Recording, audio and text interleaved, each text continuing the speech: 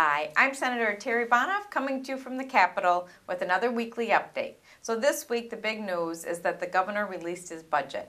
One thing that I'm very pleased about is the governor's budget really reflected his values and our shared values, that nothing is more important than each and every Minnesota learner being able to fulfill their potential. The governor made a strong commitment to invest in early learning, our little preschoolers and all-day K, in doing what we can to close the achievement gap in the K-12 system, and then for the first time in many, many years, making a significant commitment to post-secondary.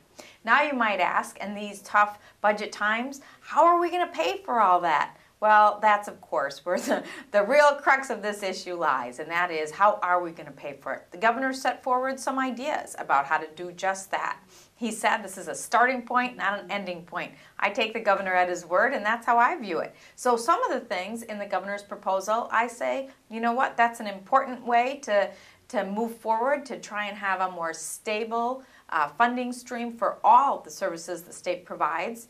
One of them, for example, is the clothing tax, and this is within a broader framework of saying that now we have a system where we're taxing too few items. Consumption is where we get most of our spending, so we want to make sure we have a broad base of things we tax. So he put clothing, anything over $100. I like that because if you're a low-income person and you cannot afford that, just that little bit of extra, then saying you can, anything over $100 makes sense because you can find almost anything under $100. In addition, the sales tax rate was reduced, and so everything that you buy, you'd now pay a little bit less.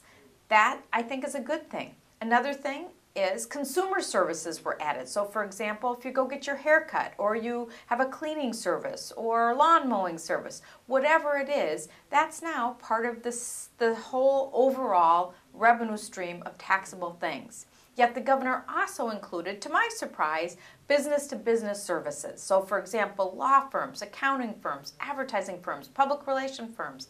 That's a tax I personally don't support.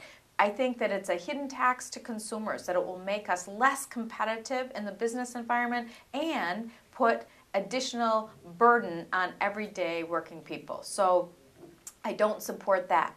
The governor has said for some time that he wanted to lower the property tax burden, and so his strategy for doing this was a $500 rebate, essentially, on all property owners. I think perhaps we could be a little more strategic about that and say, aren't we most concerned with those living on fixed incomes, those who a disproportionate share of their income is going towards property taxes? That's often referred to as a circuit breaker approach. I'd probably be more interested in looking at that.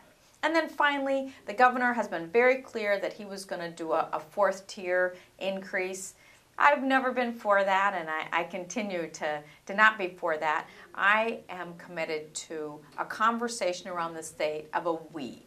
This is not us versus them, one group versus another. We have a shared stake and a shared responsibility to make sure Minnesota is the state that leads the nation. And so I think any kind of a change with regard to income should fall somewhat on a much broader group, whether it be, protecting at the very low end, but nonetheless, I don't support just choosing the fourth tier. I don't think it makes good sense for us to be an outlier with regard to other states. But again, I do appreciate the governor putting forward this bold proposal.